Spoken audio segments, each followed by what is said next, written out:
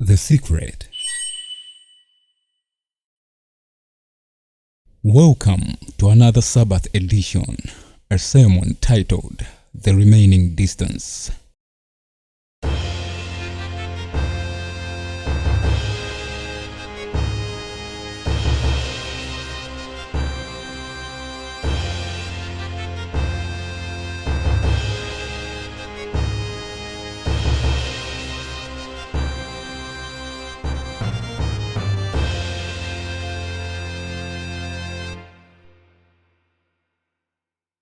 Tithokoze Mulungu chifukwa chokuti walola kunena kuti tikhalenso nayo nthawi yomva mawu ake.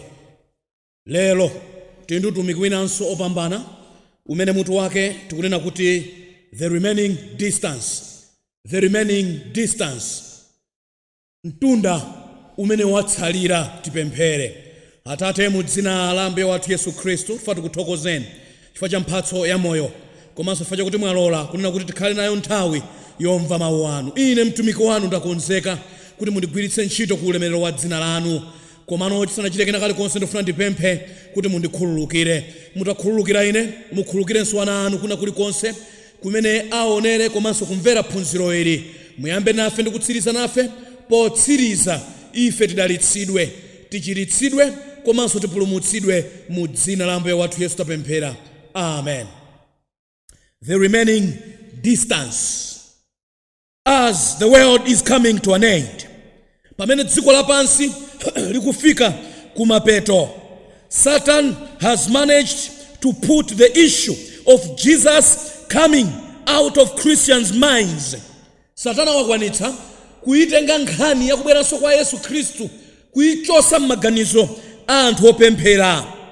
And the nearness of his coming is even more than the latter out of people's heads. Nde pankhani yonena kuti kubwera kwake kwawandikira motani imene inso ndio wayika kutali kwambiri m'maganizo ndi m'mitu mwa anthu. Satan has made this thing, has made the things of this world and man the center of worship or Christianity. Satana zimene wapanga watenga zinthu zosoweka za dziko lapansi, chuma ndi zinzake mabanja, kuzikhazika ngati chifukwa chokhazikika chofunikira anthu kumapemberera. Komanso wapanga kumutenga munthu kukhala ngati ndiye pakati pa chilikati cha chipembedzo. Satana wazipanga zimenezo. To those who profess to believe his second coming, they put it in the far future by Satan's guide. Ndiye kwa amene akuti amakhulupirira kuti Yesu akubweranso posachedwa, kubweranso kachiwiri, wayika maganizo awo ndi kuyembekeza kwawo kuti Yesu yamwike kuti kubwera kwake ndi kutali kutsogolo silero ayi. And the subject of his nearness makes those teaching it as alarmists and teachers of heresy. Ndiye kwa iwo amene akumaphunzitsa nkumafotokoza kutenga malemba kuti aonese kuti wayandikira kwambiri, akuoneka ngati anthu opseza anthu komanso ophunzitsa nkhamba kamwa. Can we know as believers how soon? Kodi ife ngati anthu opembeza nzotheka kudziwa kuti Mulungu anaulula kuti kubwera kwake kwawandikira bwanji? Kumbukirani mutu wathu kuti the remaining distance. Genesis chapter 6 verse 3. Titamanga lero ni malemba falipo angapo. Genesis 6 verse 3. Bible likufotokoza motere. Ndipo anati Yehova, mzimu wanga sudzakangana ndi anthu nthawi zonse. Mvetserani chifukwa kumene mafuna ndi kumeneko iwonso ndi othupi la nyama, koma pamenepo masiku ake adzakhala 100 kuza 20. Malingana ndi Yehova adamufotokozera Nowa adziwe pa nkhani yolalikira ya chiwonongeko chimene chikubwera kusogolo. Analankhula kuti chani? God gave time to destruction. Adapereka nthawi imene imayenera kukhala anthu ndi mpata wolapa lisanafike tsiku lowononga. To the believers, the period of grace is not hidden. Kwa anthu okhulupirira, nkhani ya nthawi imene anthu apatsidwa kuti atembenuke ndi nthawi yokuti ithera pati. Mulungu mpata umenewo sanaubise apanso sanabise. Noah was told by God. Noah monga okhulupirika amene analipo nthawi imeneyo Mulungu adamuuza nkhani imeneyo. Mateyu chapter 24 verse 37 Bible limati monga masiku a Nowa chomwecho masiku akumapeto kwa nthawi. Masiku a Nowa monga Mulungu adamuuza uyo okhulupirikayo kumuonetsera the period of 120 years kuti by the end of that probation kapena mpata oti anthu atembenuke utha Mulungu abweresa chiwonongeko kwa okhulupiriranso lero. Mulungu ationetsera ndi kutiululira nkhani imeneyo. Ndimafuna ndiwerenge nanu 2 oyamba kani 2 oyamba chapter 12 verse 32 ndi ana a Isakara anthu akuzindikira nyengo, those who understood the time, akudziwa zoyenera Israeli kuchita. This tribe was given the mercy and grace to understand time. Akulu awo ndiwo 200 ndi abale awo onse adapenyerera pakamwa pawo. Within the Israelites, pakati pa mtundu wa Israeli, a certain group of people will be given the grace to understand the time for the whole church to be warned and to prepare. Malingana ndi nkhani ana Israeli popeza ndi type ndi anti-type ndi mpingo wa Yehova, pakati pa mpingo pali anthu ena amene Mulungu awapatsa chisomo chomamvetsetsa ndi kuyizindikira nthawi ndi dziko mpingo wonse upindula ndi dziko akayang'anira pakamwa pa these spiritual Isakara children amu mpingo wa Yehova. What about akaunda mukufotokoza kuti anthu ena ophunzitsa amvetsetsa nthawi kuti ayifotokoze the remaining distance kuti kwasala kwakutali bwanji. Zimenezi zitheka bwanji popeza Baibulo ena amalimva motere. Pa Mateyu chapter 24 verse 36 ena amamva lembali kuti akuti tiliwerenge chifukwa anthu ena amalimasulira molakwika ndi kumafika pophunzitsa zinthu zimene lembali silimanena yayi. 24 verse 6 koma za tsiku ilo ndi nthawi yache sadziwa munthu aliyense angakhale mwana koma Atate yekha. Verse limeneli mukaliwerenga in its right context, mukapita ku Bible la chizungu limene ankamasulira King James version nde mupite ku dictionary word imene iyi imene amayigwiritsa ntchito mene pakuti akunena kuti about the day knoweth not. Chizungu chake chakalecho chinali choncho, knoweth not. Chizungucho mu context yake language imene amayichosa ku Chiheberi kapena Greek mukaliwerenga limenera kumveka motere kuti about the hour and time the Son maketh known not, the Father maketh known not. The Son maketh known not kaya the angels but only the Father. Mawu amayenera kumveka kunena kuti mu Chingerezi akati pankhani yokuti tsiku ndi nthawi imenera kunena kuti he maketh known not. Udindo muchichewa owulula nthawi ndi tsiku siuli m'manja mwa angelo, siuli m'manja mwa Yesu ngakhale munthu, koma Atate okha. Liwu lake mukaliwerenga kulitsatira zima languages limayenera kumveka motero osalimeta masulira amuyaya. Munjira ina kuti Yesu asadziwe za tsiku ndi kuti Yesu tikumpanga disqualify ngati si Mulungu, chifukwa Yesu ndi Mulungu. Mzimu Woyera amadziwa nthawi, akuidziwa tsiku. Yesu ndi Mulungu, akulidziwa nthawi, akulidziwa tsiku.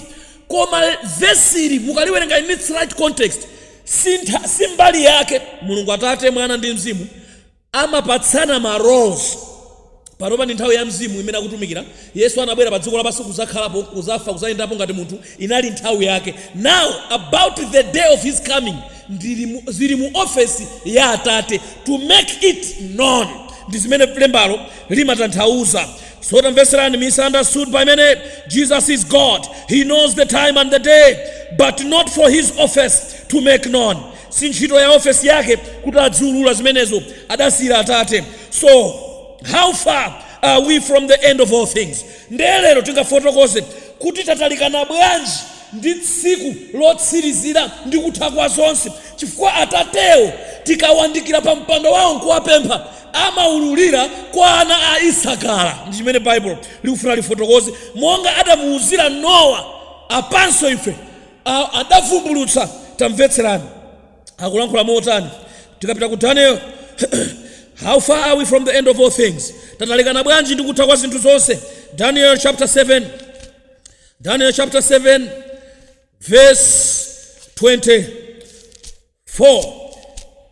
Daniel chapter 7 verse 23. Daniel 7:23.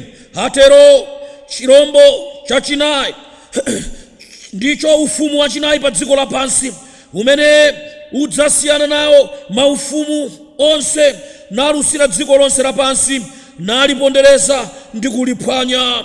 Kunena za nyanga 10 maufumu adzauka maufumu 10, ndi pambuyo pake idzauka ina, iyo idzasiyana ndi oyamba aja, nidzachepesa maufumu atatu. Tikamachokera ku Daniel chapter 2 mwachangu, adaona Nebukadineza loto limene Daniel adalifotokozera fano, mutu wa golide babulo.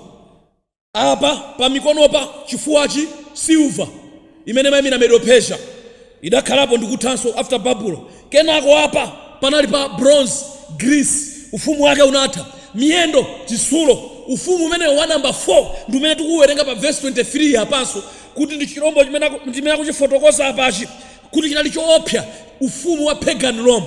Ndakufotokoza 24 pacho kuti umene udatuluka unasweka kukhala maufumu 10. Muona kuti fano lija limene chitsulo kumapaziku chidazasweka zala 10.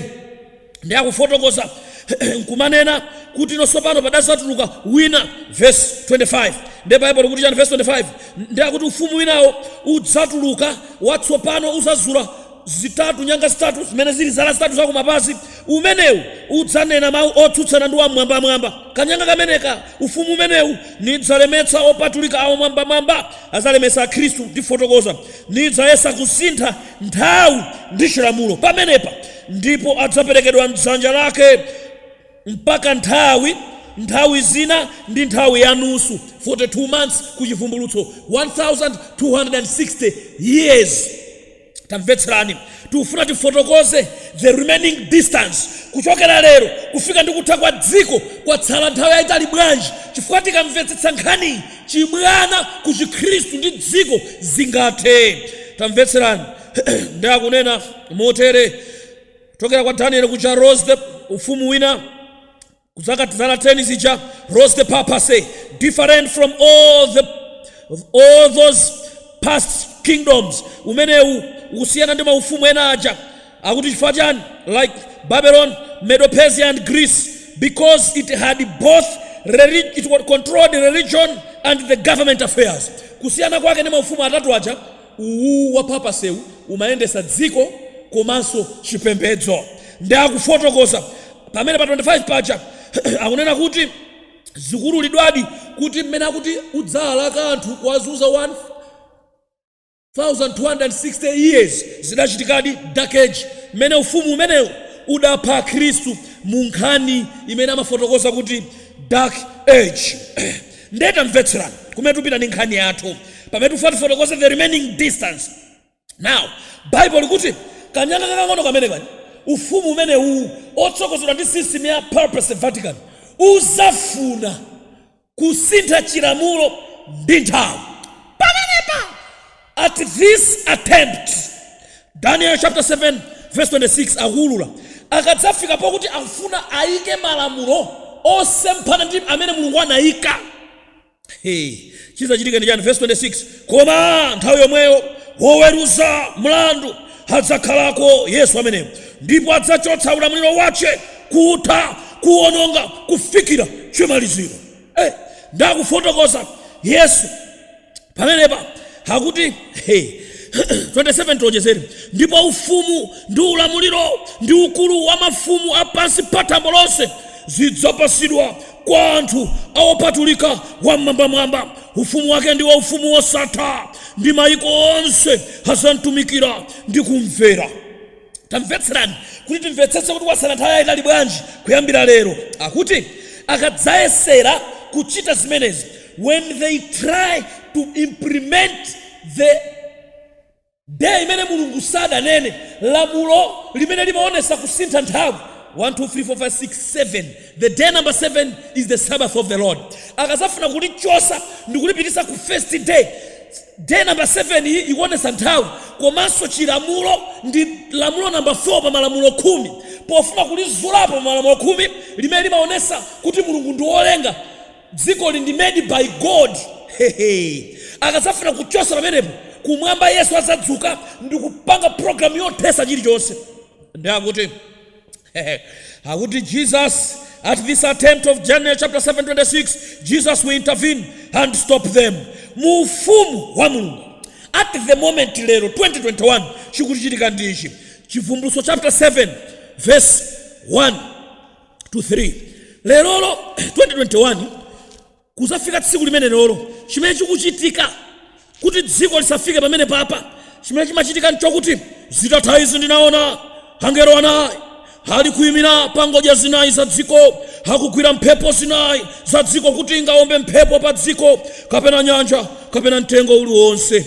Ndipo ndinaona mngelo wina anakwera kuchokera potuluka dzuwa ali nacho chizindikiro cha Mulungu sabatalicha.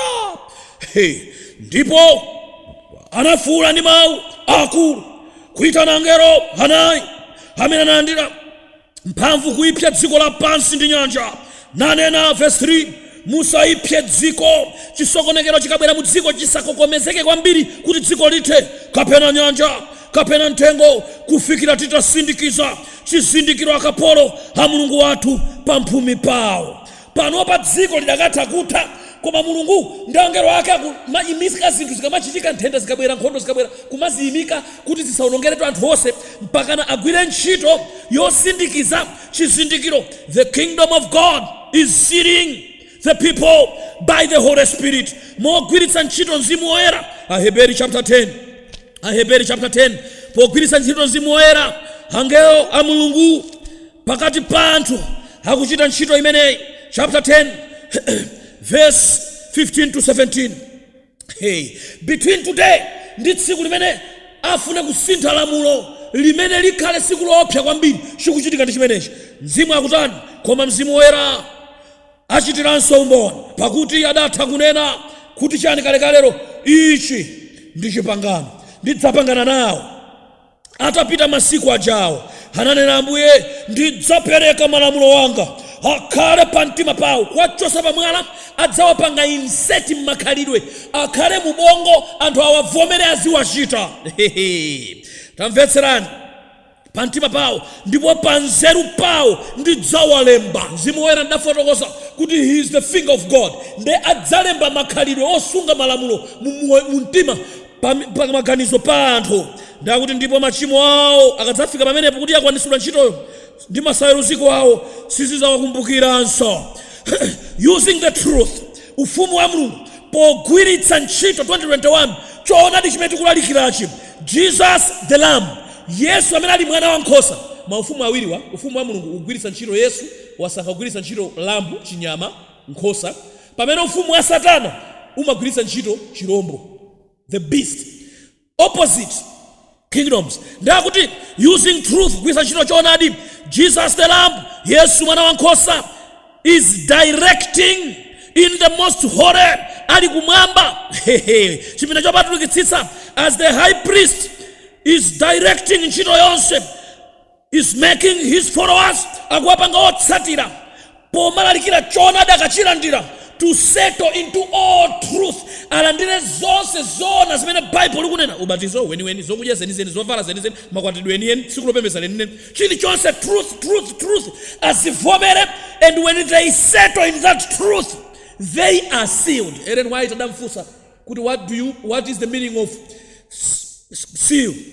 Getting sealed. It is the settling into all truth. Munthu akavomera choonadi chilichonse chimene Mulungu wapereka ndi kuchilandira, kuphatikiza cha Sabata, malamulo onse ali m'makhalidwe mwace, pamuphumipa pamaunikira mu uzimu, pamaonekera lamulo number 4 limawala pa mphumipo mu makhalidwe yako posunga Sabata. That's the seal of God. You are sealed muchoonadi chonse, making them able.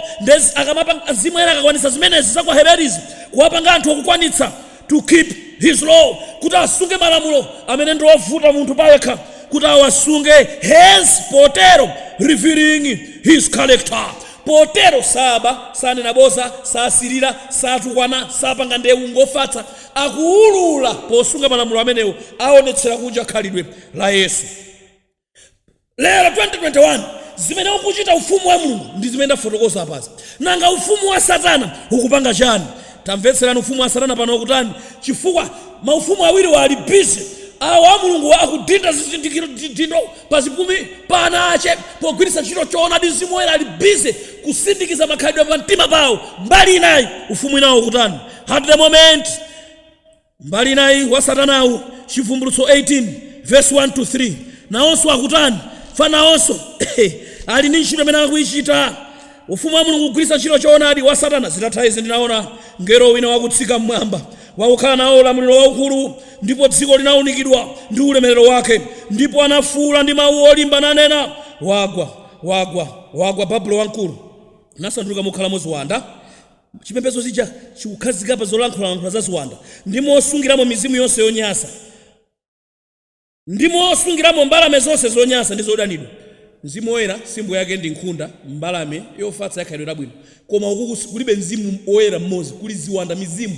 Nde akuti tamveserani verse 3, chifukwa ndi vinyo wake kuzipembedzo zonsezi opposite the church of God, ndi vinyo wache ziphunzitso zimenezo, wamkwiyo wa chigololo chake mitundu yonse idagwa.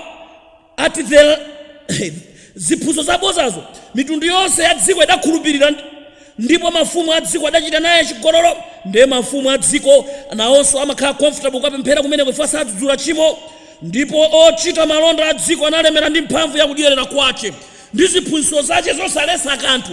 Anthu amene ali achinyengo opanga oyang'anira za business ndi za chuma adapanganso communicate ndi utsogoleri umenewu. Ndi akuti through false teachings, ufumu wa Satanawu kupyolera mukulalikira zinthu zabodza, lies, mabodza, and demons afotokoza kumene kucha ndi mphamvu za ziwanda zimene zimachita zozizwa kumeneko. Tamvetserani tionjezerepo Chivumbulutso chapter 16 verse 13 ndi 14. Chivumbulutso 16 verse 13 ndi 14 tufotokoze pamene ajawa kwa Mulungu akuyuza choonadi, anthu nkumalandira chilichonse choonadi kuyamba kusunga malamulo a Mulungu, malamulo aja nkulembedwa pa mphumi nkukhala mukhalidwe limenelo. Ufumu wa Satana kwinaku ukuphunzitsa boza, ukumauza anthu chokudya sichipisa munthu, zovala zilibe ntchito, utakuoneka muli Mose na Bwana Mulungu akufuna mtima. Akunena mabodza, tsiku lilibe ntchito lililonse utakulisunga ngati Sabata, akunena mabodza. Ndi akuti Satana mwesi masewera. Akuti Chivumbulutso 16 verse 13 ndi 14, ndi akuti kufumu wa Mulungu ufumu wa Satanako, ndipo 13, ndipo ndinaona motuluka mkamwa mwa chinjoka ndi mkamwa mwa chirombo, mkamwa mwa mneneri wonyenga, mizimu itatu yonyansa ngati achule. Ndi adaona mademons aja akutuluka, akuti pakuti ali mizimu ya ziwanda zakuchita zizindikiro zimene zituluka kunka kwa mafumu a dziko lapansi kuwasokanisira ku nkhondo ya tsiku la Mwana wa Mulungu wamphamvu yonse. So Satana akugwiritsa ntchito zozizwa, akugwiritsa ntchito bodza, akugwiritsa ntchito mphamvu za mafumu ndi utsogoleri wa dziko, wagwira onsewa ndi kubweretsa kuwagwiritsa bodza. Satana simasewera. Ndakuti false miracles through that and the beast will achieve. Popanga zimenezi ponena mabodza kwapangisa anthu asunge malamulo, mwapulumuka mwa chisomo na Bwana muzitchula Yesu, akwaniritsa, akufuna kukwaniritsa kufumu wa Mulungu kuja. Mzimu Woyera wakwaniritsa kudinda zizindikiro pa bongo la anthu walowesa malamulo, anagwira angelo mphepo, ngelo amayenda ndi chidindo wadinda zimene zachitika kufumu wa Mulungu. Kufumu wa Satana kunayenso afuna kukwaniritsa Chivumbulutso 13. Maufumu awiriwa akupanga zinthu zimenezi as we are approaching, as we are taking the last remaining distance. Ndi akuti Chivumbulutso chapter 13 verse 16 ndi 17. Verse 16 akuti ndipo chichita kuti onse akulu ndi ang'ono na Yesu utakuyesesa achuma ndi osauka, mfulu ndi akapolo alandire chilembo pa dzanja ndi pa mphumi pake. Na Yesu akuzemberera kupyolera mubodza awapase anthu khalidwe losakhazikika muchoonadi, akhazikike muchinyengo. verse 17, ndikuti munthu sangathe kugula ndi kugulitsa koma iye yekha wakukhala nacho chilembo ndilo dzina la chirombo kapena chiwerengero cha dzina lacho. Iyeyu apangisa anthu kukhala mu mabodza, akane choonadi, akatero akwanitsa nayenso kuwadinda. Which means settling, receiving 666 and worshiping the beast and its image. Polandira lemba la chirombo, komanso kupembeza zimene chimanena chipombo, komanso zimene chikunena fano lache, pokana zimene Mulungu anena, is settling spiritually into all lies.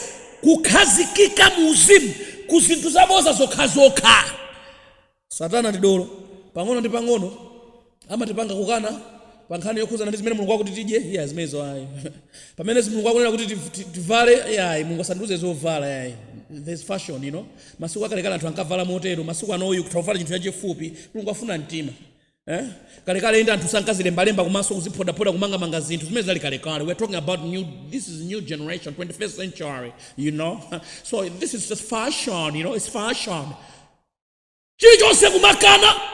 Matthew 7:21, 22, 23, 23 chakuti you doers of lawlessness. Ukamakana lamulo lililonse zikunena zonse za Mulungu, ukukhazika into all lie. You are geared to receive the mark of the beast. Ndizimene akufotokoza hapa.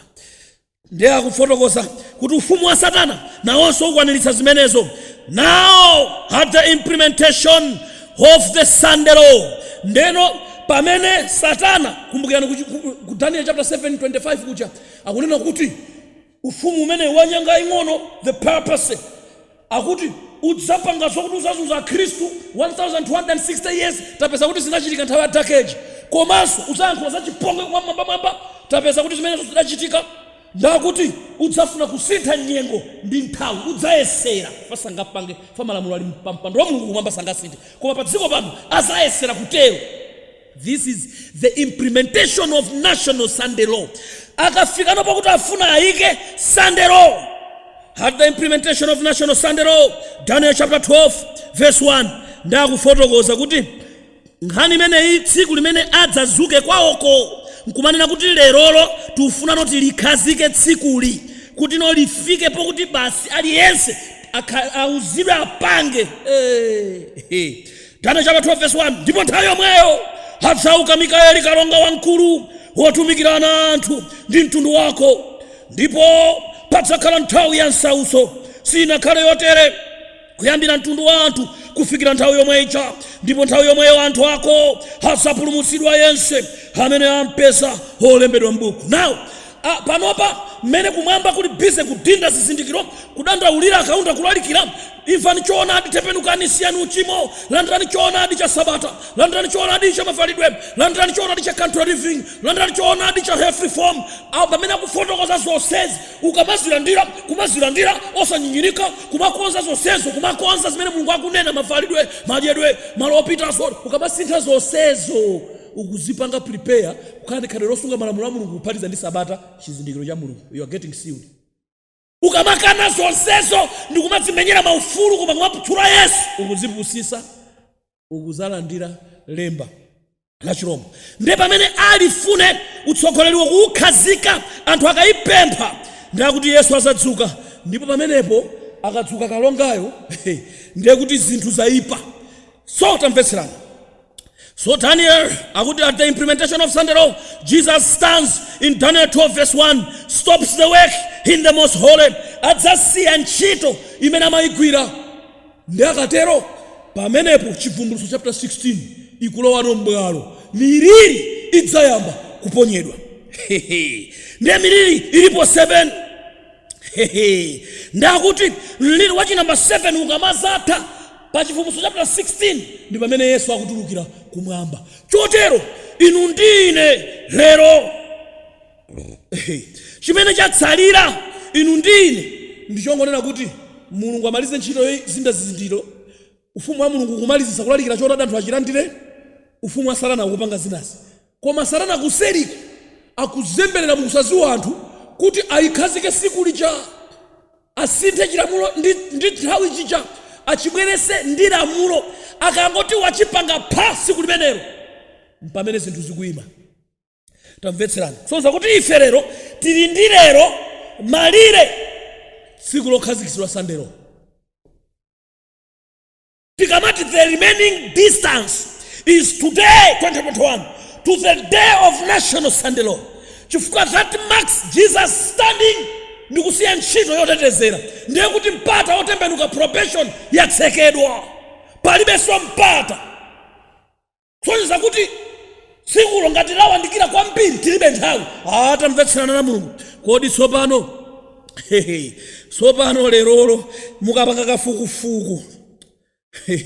We have from today searing and shifting being done, happening to the implementation of Sandero. But Sunday is almost here. Chifukwa chake tabwera lero kuti tikuoneseni kuti mtunda wasarasi wa utali. Chifukwa Sunday it is almost here. Climate change number 1. Tikamakamba nkhani ya kusintha kwa nyengo. Movement yonse mukaifufuza bwinobwino mupeza kunena kuti solution imene maiko ambiri adavomereza nkuisayinira ndionena kuti chuma chambiri maiko akukongola mabiliyoni matrillion kuti akonze za nyengo chifukwa nyengo yaonongeka. Koma pali solution yosavuta mu document ya lautado.ci imene adatilembera Pope Francis. Muli mfundo yabwino ku dziko lapansi yothana ndi mavuto onse za nyengo. Ndionena kuti tidzipuma tsiku limodzi pa 1 week. Chifukwa Mulungu ku Genesis chapter 1 adanena kuti dziko anthu azigwira ntchito masiku 6 lachi 7 apume. Akapuma day limeneyo chilengedwe chibwereranso. Koma tsiku lake limene adalemba mu bukumo ndi Sunday. Lija kunena lija pamene Bible linalemba la Sabata day number 7. Pamene dziko likugwirizana sunny day number 1. Ndemutakuona kuti mkati mwa zimenezo maiko akuivomera nkhani chifukwa salipirapo kalikonse satenga ngongole kuti abweze pothana ndi chilengedwe. Nature izichiza yokha pongopuma tsiku. So palibe dziko limene silivomera zimenezo. Number 2, Sunday is almost here. The remaining distance. Number 2, COVID-19. Pankhani ya COVID-19. Mukaonera bwinobwino manyuzi media ikamalankhula akamayankhula sogolera maiko ena ndi china zotero anthu amene akulankhula pa nkhani imene maprofesa ndi anthu poyilumikiza nkhani ya climate change ndi nkhani ya COVID afotokoza kuti chilengedwe ngati mavirus amene atiukira ifeyo tikulephera kuwapanga control dziko lasokonekera. Zikuoneka kuti tikapuma masiku 21 nkuyimika zinthu resting for 21 days, making the world rest. Tukumakwanitsa kuithesa nthenda ija kuichepetsa. Ndiye kuti popeza sizingatheke kuti tizingopumabe bwanji tichepetse kupumaku kukhale kamodzi pa wiki. Ndiye tibwerere ku fundo ya lautado ija kuti tsiku la namba 7 tsiku loyambirira la pa wiki tidzipuma osati ziyananena Mulungu zija pamene poso Sunday ikufua mphuka. Ndemutakuona kunena kuti Sunday is almost here. Ndi chifukwa chake ndikufotokoza kuti mukapita pa internet funa kupasana maombo nochepatu. Mukapita pa internet kupanga Google Green Sabbath, mukalemba Green Sabbath mupeza maiko ambiri a dziko lapansi ndi anthu ambiri alipasi pa movement imeneyi imene kunena kuti tidzipuma Sunday kuti chilengedwe chibwerere bwino chifukwa zikuonetsa kuti tikatero dziko lapansi lizichiza. Dziko lapansi likulankhula motero. Ndimaonera posachedwa Prime Minister wa ku Barbados amalankhula ku mtundu wa dziko lache ndi analankhula momveka bwino kupanga lamulo kunena kuti kuyuzanso nduna yoyang'anira za nkhani imeneyi ndi amene akuyang'anira za COVID kunena kuti wina aliyense akuyenera adziwe kuti mdziko muno mu Barbados kuyambira lero every Sunday shop iliyonse sisegulidwa ingakhale yazakudya chifukwa Prime Minister wanena malingana ndi mmene akuonera akuyenera kumagwira ntchito masiku 6 ndi day number 7 day number 1 akumayichanga ti day number 7 iwo pa kalendala yosokonekera Sunday chilichonse chikhale chotsekedwa. Pano patikulankhula pano mukapanga Google pitani Barbados mupeza zimenezo. Prime Minister adalankhulaso adandizizirisa nkhongono akulankhula kunena kuti ndikufunanso kufotokoza kwa atsogoleri onse a dziko lapansi kunena kuti mmene dziko lavutiramo panopa mavuto akumatha kugwera dziko lonse vuto kugwera dziko lililonse. Ende pano patikusowekera kuti tikhalenso ndi mtsogoleri mmodzi amene azitilankhulira tonsefe pothana ndi vutolo. Adalankhula mayi prime minister kuna kuti tikuyenera tipereke dziko lonse kwa Pope Francis. Guko muipeza speech yo. Now nda amene wabweresa Rautaro.ci kunena kuti siku la Sunday ndi solution. Akuoneka kuti mmene akuneneradi zikugwira kuti anthu akamapuma matenda akumatha kutha. Tozoti mamuna amene ngoyenera dapasidwe dziko aliyendese ndi Sunday. The Bible danena adati kutsogoloko idzafika nthawi adzayesera kusintha tsiku chilamulo ndi nthawi, ndipo akadzangopanga attempt to do that ndi mmene Yesu akudzuka kuthesa ntchito yotetezera, kudinda anthu zintchito kusathera pompo, mwayi wolalikira uzayima pompo kwa anthu a mu mpingo wa Yehova. Sinkhani ya masewera. The only distance we have is today and that day, and that day is almost here. Ndichifanya kuti kunena kuti dziko lapansi limene lidziwe kunena kuti tilibe nthawi. Amalankhula prime minister ameneyo ndipo adanena momveka bwino, akuyamikira nayenso ndi mamuna wina otchedwa Terence Honore. Terence TERENCEHONORE. Mukapange Google Terence Honore mchichewa iwo kama yankhula bwanji. Analembaso document yake Let Us Make Sunday Sacred. Waika mfundo zokuzana ndi COVID-19 ndi chanchani, ndipo dziko lapansi walifotokoza bwino kunena kuti likuyenera kubwezeresa Sunday likhale tsiku namba 7 lopatulika na Mulungu. Yesu amene mmampembeza anakuzana kuti is the Lord of the Sabbath. Analenga dziko liliye Genesis chapter 1. Akuchita kufotokoza Genesis chapter 2, Exodus chapter 20 verse 8 to 11. Yehova analenga kumwamba ndi dziko lapansi. Yohane chapter 1 anachita kufotokoza 1, 2 to 3 opanda iye sikunakanengedwa kali konse, pachiyambi panali mawu, mawu anali kwa Ambuye ndiye Mulungu Yesu, popanda iye sanakalenga. Adalamulira dziko anthu apembeze day number 7, the Sabbath. Ufumu wina ndi dziko lapansi ukutulutsa Sunday as a solution. Yesu adzuka pa mpando and we don't have time. Tamvetserane. Today, lero mukapita maiko onse a dziko lapansi, Sunday is the national, is the banking holiday, and Sunday is the family day. Sunday inapasidwa mataito ambiri maiko a dziko lapansi. Anthu akutseka zinthu. Watu kumalayo kuno ndimafuna ndifotokoze. Timaona ngati kuti Sunday kunoko siti malisunga moti mmene kunenera Bible. Mupeza kuti mudzapite ku town ya Limbi, chisanzo chimodzi chokha. Matauni onse Saturday kumadzadza anthu la Sabata lilile day number 7 la Bible. Anthu amakhala kutsegula mabero, akupanga ma business. Kupeza mankhwala ophera makoswe kupeza. Anthu amakhala busy mabero, sapato, zomaliza kumaliza 100 kulimbiko. Sasa Sabata limene Mulungu ananena libwere Sunday. Muzaende mulimbi, musapeza mulisi. Malonda kulibe.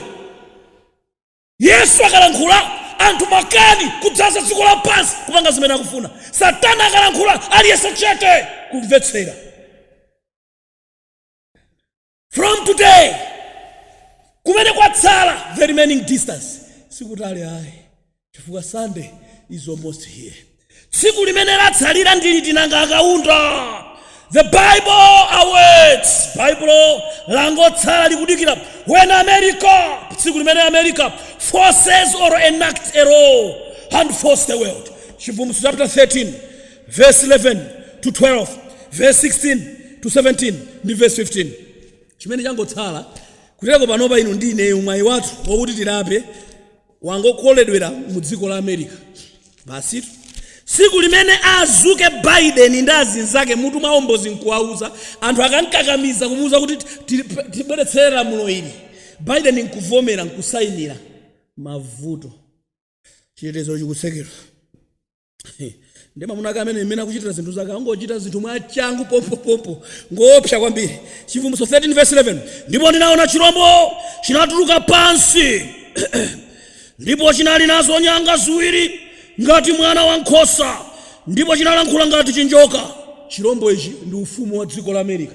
Panalibe kumenyana kuti America iyambe maufumu ena osadziko lapansi pamakhala mphepo pa nyanja kena koma matuluka chirombo chifukwa anthu pa nyanja ndi anthu amakamenyana kukangana ma revolution kumatuluka ufumu. America idangoyamba pa mtunda popanda kumenyana, anthu anathawa papase iko apha anthu nthawi imeneyo mmene kanyanga kang'ono kamapha Khristu anathawa kuthawira kumene kuja Newfoundland ndi kumene kunayambira dziko la America.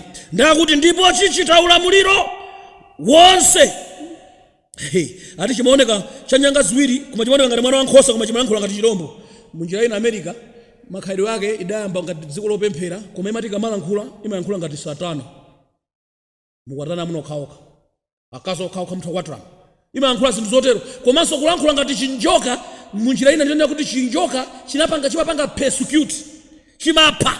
Ndi Americayo ifikanso polankhula zoterozo ipha anthu ngati mmene chita chirombo choyamba kuti ndipo chichita ulamuliro wonse wa chirombo choyamba pamaso pake chichita ngati mmene kanachitira kanyanga kaja ndipo chilambirisa dziko iwo akukhala momwemo chirombo choyamba chimene bala lake linapola kuimfa. Chirombo chimene chipezeka chivuvu chapter 13 verse 1 tisereke umu ndi paparse imene nthawi ina idalandira papa anachosedwa mphamvu ndikuthesedweratu upapa uchokhala otheratu kulansowa chochita kenako adachita kuubwezeretsanso atabwera mmene adatenga dziko Stalin kandani anabwera kuabwezeretsanso pa mpando pamene mbuyo mu General Berthier wa France adaulanda kuchotsa mpando umenewo.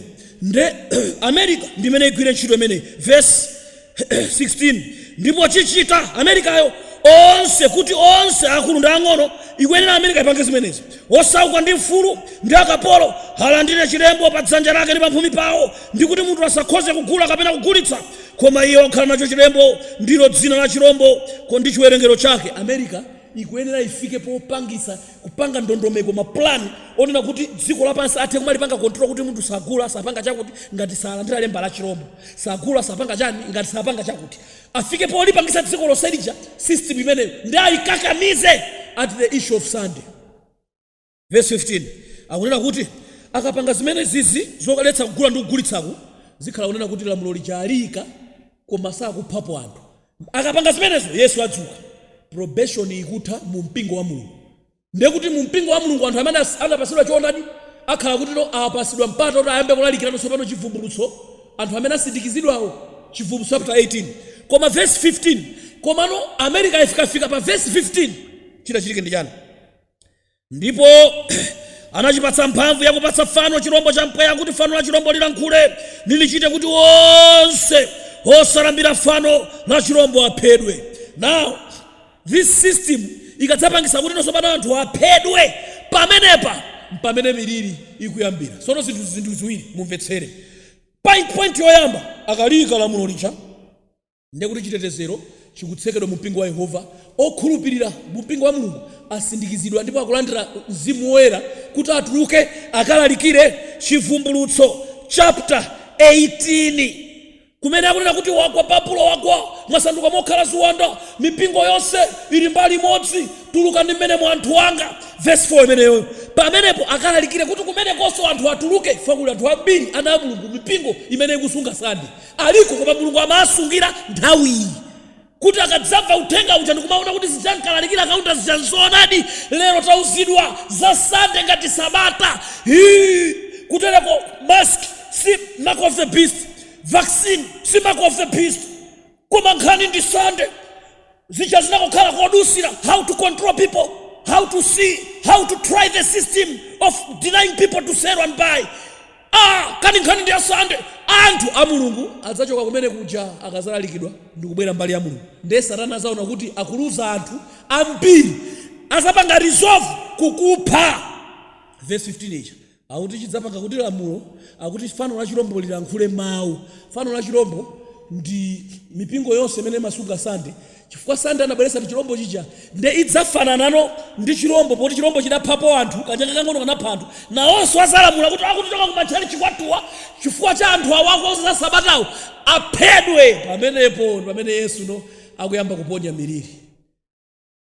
Mukamvetsera muno bwino the remaining distance tilibe nthawi malingana ndi Bible mupeza kuti then with the decree Revelation 22 verse 11 will be put in effect. Revelation 22 verse 11 Bible kuti Yesu adzadzuka Michael ndipo adzanena oyipa akhale chipiri, oyera akhale chiyerere. Pamenepo sipadzakhalanso mpata olapa. Ndimafuna ndifotokoze kunena kuti the remaining distance is between today and the day that America will bring Sunday law. And we don't know kuti ndiliti. Chifukwa dziko lapansi lakonzekera, maiko ambiri atenga kale chinthuchi ndipo akuchipanga. Probation closes, chitetezo chisekedwa, plugs start to be poured, miliri iyamba kuperekedwa. Pa mliri wa number 7 kumamba kukutsekuka, Yesu akubwera. We don't have time. Potsiriza ndikudandaulira na Mulungu kulikonse kumene muli, tilibe nthawi. Leave sin alone. Ndi nthawi yolisiya tchimo. Invest time and resources in the gospel. Ndi nthawi yosiya za dziko, kuyika chuma chathu, nthawi yathu ndi chilichonse chathu kukulalikira uthenga, chifukwa dzikoli lapita. Let's prepare and adopt all principles given to us as measures to follow. Tikuyenera kusiya zonse ndikutenga ndikukhulupirira ndikuyamba kuchita zimene Mulungu atiuza ngati njira zoti titsatire kuti tipulumutsidwe. Mwachitsanzo, health reform, kusintha nkhani yokhuzana ndi thanzi, kuyamba kugwiritsa ntchito njira zachilengedwe, country living, kuyamba kusuntha matawuni kukhala kutali, popeza akaletsa kugula ndi kugulitsa. Ife kumene kuti kakwanitsa kudya zinthu zokha zimene timalima tokha, madzi athu, nyumba zathu, dziko lapansi, nthawi yatha. Medical missionary, tilalikire pogwiritsa ntchito njira imene Mulungu watipatsayi, chifukwa posachedwa dziko lapansi silikwanitsanso ifeyo kukhalamo mwaufulu umene tikufuna. Pomaliza ndikulankhula mawu awo, ine ndikaona kuzindikira mene nthawi ili ndikumati Ambuye Yesu please mundithandize, ndikhululukireni, ndipatseni mzimu wanu andithandize kukonzekera. Mundithandize Yehova kuti ndituluke mumakhalidwe a Babulo, mumaphunzitso okana malamulo, maphunzitso achisomo chabodza, maphunzitso omangopanga mene ndikufunira. Mundithandize kuyamba kuchita malingana ndi chifuniro chanu. Ngati liganizo lanu ndifuna ndipemphere nanu limodzi kulikonse kumene muli. Atate, mu dzina la Yesu Khristu fati kuthokozeni fa cha mawu anu. The remaining distance, taona kuti kumene kuli kupita kwakufupi kwambiri. Sikuna lililonse mpata wathu wakuti tithe kulapa utakutsekedwa. Maka anthu wa mpingo wa Yehova mutichitire chifundo. Tapanga chipembedzo chobwera kutchalichi kusakambirana mawu a Mulungu, kuimba kutani, koma siti kusintha ndi kukonzekera. Mutichitire chifundo. Siti kudziwa kuti mwandikira motere, siti madziwa, mutikhululukire. Ena siti madziwa choonadi chifuna mutikhululukire, ndipo tikulandireni Yesu monga Mbuye ndi Mpulumutsi. Paseni mzimu wanu atithandize kuyambira lero kukonzekera kubwera kwanu. Tifuna kupemphera chifukwa cha ana anu onse amene atenga mbali kuthandizira utumikiwo kuti upangidwe mmene wachitikiramo, komanso kuti tithemere tachitiramo mudalitse wina aliyense amatenga mbali. Inenso mtumiki wanu mundidalitse. Dziko la Malawi mulisamalire. Athandizeni atsogoleri athu kuzindikira chifuniro chanu ndi kuti akathe kusamalira ana anu monga mwakufunira kwanu. Lolani inu Yesu Khristu mdalitse wina aliyense wa ife kufa dzina Yesu Khristu apemphera. Amen. Pathokoze Mulungu kufa cha nthawi imene tinali nayo. Potsiriza nkutheka ena angakhale ndi mafunso kapena ndemanga, komanso amene akufuna mapemphero. Ena angafunenso nkuthandizira utumiki kufa tomadandaulira kuti tipitirize kujambula maphunziro nkumapereka kwa anthu zikusowekera thangato kuchokera kwa ana a Mulungu. Amene angathe kufuna kuti motero zonsezo manambala ndi awo: 0 WhatsApp kapena kuimba 094 30033 094 30033 0 awiri 236 717. Munali ndine Evangelist Kaunda, 3 Angels Ministries. Ambuye akudalitseni. Zikomo kwambiri.